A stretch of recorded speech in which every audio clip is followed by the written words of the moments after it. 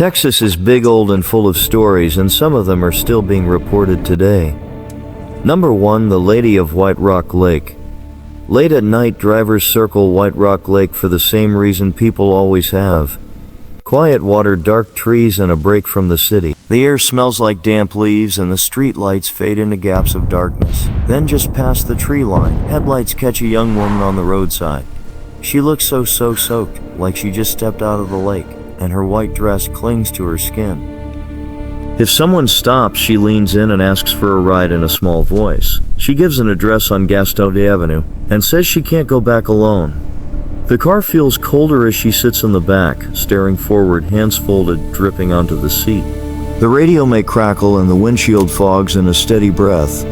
Halfway there, the driver glances in the mirror and the back seat is empty. No door opens, no footsteps, no slam, just silence and a wet patch where she sat as if the lake rode with you for a few miles. Some people pull over and check the doors shaking. Others swear they later find water pulled in the floorboard like a tide mark in the car. The story was written down in Dallas Folklore in the 1940s and keeps returning in new retelling. People call her a vanishing hitchhiker, but locals know her by a simpler name, the Lady of White Rock Lake, still searching for the ride that will finally bring her home. Number 2, El Muerto. Out in South Texas brush country, people still talk about a rider who never shows his face. The fences run for miles and nights feel endless. The story is tied to the rough days when Texas Rangers chased raiders and horse thieves across open ranch land where justice could be speedy and unforgiving.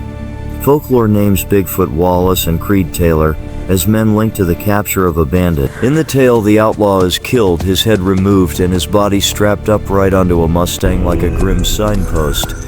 Then the horse is turned loose into the mesquite, disappearing into thorn and shadow. After that, riders claim they see a headless figure still seated in the saddle, crossing pale moonlight for a second, as if the land itself is replaying what happened. Some say they only see the horse's breath white in the air. People call him El Muerto, the dead one, and they repeat the legend at gates and campfires, especially when the wind is low and the darkness feels close. Whether it's a true haunting or a warning wrapped in folklore, the message is clear. Some violence doesn't end in echoes. Number 3, the White Lady of Rio, Frio. Frio Canyon is the kind of place that feels gentle in daylight. Clear river water, limestone banks, and cedar trees that smell sharp after rain. But when fog settles low over the Frio, locals tell a story about a young woman named Maria who never got to live the life she wanted. In many versions, Maria lived with family along the river in the early 1900s when ranch life was simple and rugged. She helped raise children on the ranch and dreamed of having a family of her own. Then a man close to her, often said to be her sister's husband, became obsessed, and the story ends in betrayal near the riverbank. After that, people began seeing a figure in white moving through the mist, most often near shallow crossings where the water whispers over rocks. Not racing, not screaming, just walking slow and steady like she's searching the shoreline. Some say they hear soft words like comfort and feel their fear fade instead of grow. Others notice small things, a blanket pulled higher on a sleeping child or footsteps that stop at the water's edge. That is what makes this legend different. Maria isn't told as a monster. She's remembered as a watcher, a sad but kind spirit who appears on quiet nights to protect children and guide the lost. In Frio Canyon, the river is beautiful, yet it still carries her name in the fog. Number 4, the Baker Hotel's ghostly mystery. The Baker Hotel rises over mineral wells like a silent castle, even when its windows are dark. In the 1920s and 30s, this was a famous resort town, and the hotel drew wealthy guests who came for healing water and big city glamour. Imagine polished floors and suitcases rolling at midnight. Now it's quiet but watched. Then comes the story people whisper about the 7th floor. A woman was kept there in secret, often described as a manager's mistress, hidden away from jealous eyes and small-town talk. She lived above the lobby noise, behind heavy doors where footsteps could echo down a long hallway. People say she listened for the elevator and waited for a knock that never came. One night, the legend says, the woman reached the edge and jumped. After that, workers began reporting a lady in old-fashioned clothes appearing near the upper floors, then just fading like smoke. Some claim they smell perfume or see a shape watching from a window that should be empty. What makes the Baker story stick is the setting. A grand place meant for rest, now quiet and unfinished, holding on to its secrets. Whether the seventh floor woman was real or rumor, Mineral Wells treats her like a warning about hidden lives, because even when a building closes, a story can stay wide awake. Number 5. Llorona, the Weeping Woman. Along the rivers of Texas, especially near the Rio Grande, parents still warn kids about a sound that doesn't belong in the dark. It starts like a sofaroff, so then turns into a long cry that seems to drift over water. People say if you hear it, don't call back. Go inside and let the cry pass. Some say the weeping moves with the wind, circling the house, then fading at dawn. Llorona is an old legend with deep roots in Mexican and borderland folklore. Scholars trace the crying woman's story back centuries, and it changed as it crossed borders. In the most common version, a woman loses her children in a tragedy and is cursed to search for them forever, crying, "I miss," as she wanders near streams, ditches, and riverbanks. In Texas tellings, she shows up where the water is calm and black by irrigation canals, low bridges, or a bend in the river where the reeds whisper. If you shine your lights toward it, the bank can look empty, but the sound keeps coming. The cry can sound close even when it is. What keeps Llorona powerful is how simple it is. Water, darkness, and a mother's grief turned into a ghost story. It works as a lesson. Stay away from dangerous water. Number 6. The Ghostly Nuns of Yorktown Memorial Hospital. Behind the trees in Yorktown stands a long, quiet building that once held hope and heartbreak. Yorktown Memorial Hospital opened in 1951 and was operated by the Felician Sisters, a Catholic order of nuns known for strict routines and steady care. Years after the hospital closed, visitors began reporting something that sounded like the old staff never left. They described a nun in habit moving through corridors, appearing at the corner of the eye, then vanishing before anyone could speak. Some claim they hear prayers or the taps of shoes that stops when you listen. The small details make it stick. A smell like soap, a chill near a stairwell, a door that clicks once and stops like a hand let go too soon. In the chapel area, people say the silence feels watched, as if rules still matter here, even now. Some visitors leave early because it feels less empty than it should. Yorktown's legend isn't about big jump scares. It's about a place built for healing that feels trapped in its own routine. Whether the nuns are spirits or stories fed by echoing rooms, the idea is chilling. In a hospital, care and sorrow can linger and the quiet can feel alive. Number 7. Josiah Wilbarger's Ghostly Premonition. In 1833, the Texas frontier was still raw. Thin cabins, long distances, and danger hiding in tall grass. Nights were black enough to swallow a lantern. The river kept moving. A surveyor named Josiah Wilbarger rode out near the Colorado River and didn't return with his party. People assumed the worst. That night at the cabin of Sarah Hornsby, something strange happened. She woke from a vivid dream and insisted Wilbarger was not dead. It didn't sound like guessing. She described where he lay, hurt but alive, and urged her husband to ride out before sunrise. The search party went, and the story says they found him exactly where the dream pointed, still breathing against all odds. He lived for years afterward, and the tale spread fast, part history, part wonder, becoming one of Texas's most famous message in the night legends. What makes it chilling is the timing. The warning came before any news could travel.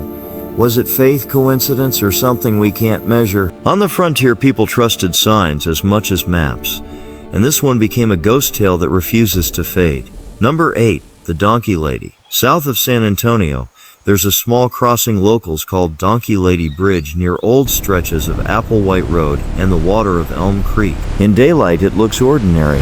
Trees, shallow water, and a narrow stretch of road. But after dark, people still dare each other to drive there, cut the headlights, and listen. The creek gurgles under the bridge, and the trees make shapes that seem to lean closer. The legend shifts depending on who tells it. One version says a woman was badly burned in a house fire and ran toward the water, disfigured and alone. Another says she was attacked near the bridge. Over time, the story gave her a donkey's face and hands that strike a car like hooves. Witnesses say the encounter starts small. A smell of smoke, a sudden chill, a thump on the trunk. Then comes a shadow at the edge of the road, low and fast, like something running on all fours. If you speed up, the tale says you may hear scraping along the side of the car as if something is trying to climb. Some drivers claim they reached town and found marks on the paint, curved like a hoof or a hook. What makes the donkey lady memorable is the setting. One lonely bridge where fear feels easy to catch. It's part ghost story, part warning about cruelty, and part local dare that never gets old. Number 9. The Ghosts of the Devil's Backbone. In the Texas Hill Country, there's a ridge and road locals call the Devil's Backbone. Rocky, narrow, and high enough that the wind never seems to stop. It runs through the Cedar Hills near Pfizer between small towns. At night, headlights sweep across limestone and the darkness feels wide open, like there's nowhere to hide. Stories say the area has a long history of rough travel, stage stops, lonely trails, and accidents on sharp curves. A stage stop and blacksmith shop once sat up on the ridge. That history didn't disappear, it turned into whispers, and whispers turned into hauntings.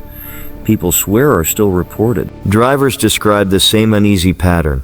A shape appears too close to the lane. You brake hard, heart pounding. When you look again, the road is empty. Even the radio can hiss, then go silent. The air smells of sea. Some say they hear footsteps on gravel when their car is still, or see a lantern-like glow floating ahead, then slipping behind a rise.